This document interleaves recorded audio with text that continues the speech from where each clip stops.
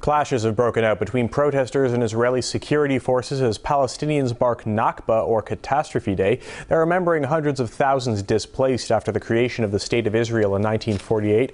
Let's get the latest from RT's Paula Slier. Hello, Paula. So last year's Nakba Day saw violent clashes that left a dozen dead. What do you think we can expect today? Well, already so far we have seen a number of clashes breaking out in the West Bank between Palestinian protesters and Israeli security forces. They're taking place at checkpoints, the most volatile being the checkpoint of Kalandia between Jerusalem and Ramallah. And there protesters have been throwing stones at Israeli security forces who have been responding with water cannons and tear gas. We're also hearing reports of Molotov cocktails being thrown and of tires being burned. Meanwhile, in Gaza, thousands of protesters have participated in a rally just not far from the United Nations building there, and that is to commemorate Nakba Day. In Ramallah city itself, protesters marched from the tomb of the former leader of the PLO, Yasser Arafat, to the Palestinian Authority government building.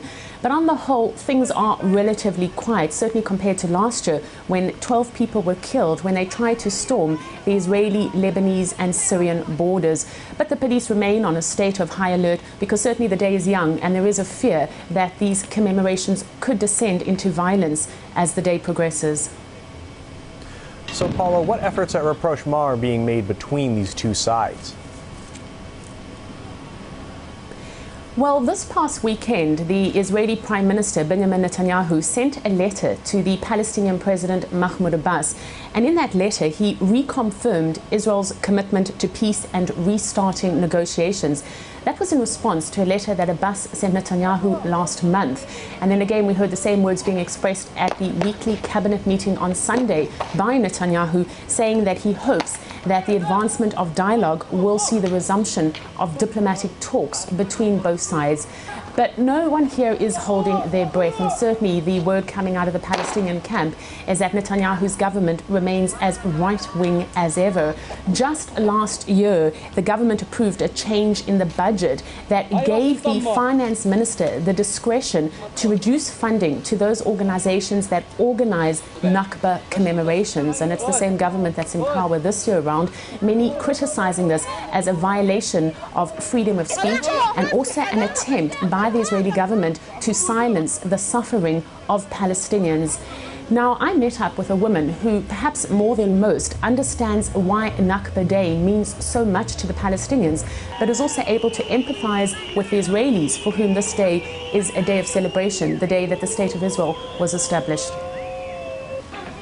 For 7 decades, Layla Jabrin hid her secret. Only now has this Muslim mother of 7 and grandmother of 29 revealed to her family the full truth about her past. I didn't want my children to be afraid for me and be part of my grief. We're here all the time in a war between Jew and Arab, so why tell them about another war? That other war was in 1942. Layla's parents were among the millions of Jews rounded up across Europe and sent to Auschwitz death camp by the Nazis. Layla's mother was 8 months pregnant with her at the time. I was born in Auschwitz. I was a Jew. I spent 3 years in Auschwitz and I survived only because a Christian doctor in the camp hid me and my 2 brothers under the floor in his house. My mother and father worked for him, and at night they would crawl in with us and give us dry bread soaked in hot water with salt. Layla still feels fear when she hears loud knocking at the door. I think they're coming to kill me. I remember the bones, the bodies, legs, hands, the people, this barbed wire fence. I remember terrible beatings in the camp. I cry a lot. When I cry, my heart is calm. After she was freed from the camp, Layla emigrated to Israel. When she was 16, she met her husband, a local Arab man. I was working in her neighbor's house and she brought me something to drink. We liked each other and decided to get married. It did not matter to me that she was Jewish. But it mattered to Layla's family. Her father didn't speak to her for a year, and most of her Israeli Jewish cousins have disowned her. The young couple moved here to Al-Fahm, an Arab village in northern Israel.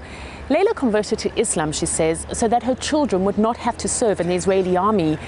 Until now, they knew their mother had been Jewish, but they didn't know she'd been a Holocaust survivor. I did not betray the Jewish people. I don't hate Jews, definitely not.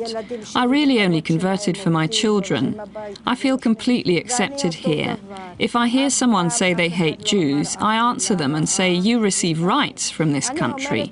Why hate the people who give them to you? Now, after 70 years, her secret has finally come out. Leila went to collect her pension money, and the clerk made the connection. We were shocked. We didn't know what to say. It was so difficult to hear. We opened our mouths and nothing came out. Thank God she survived.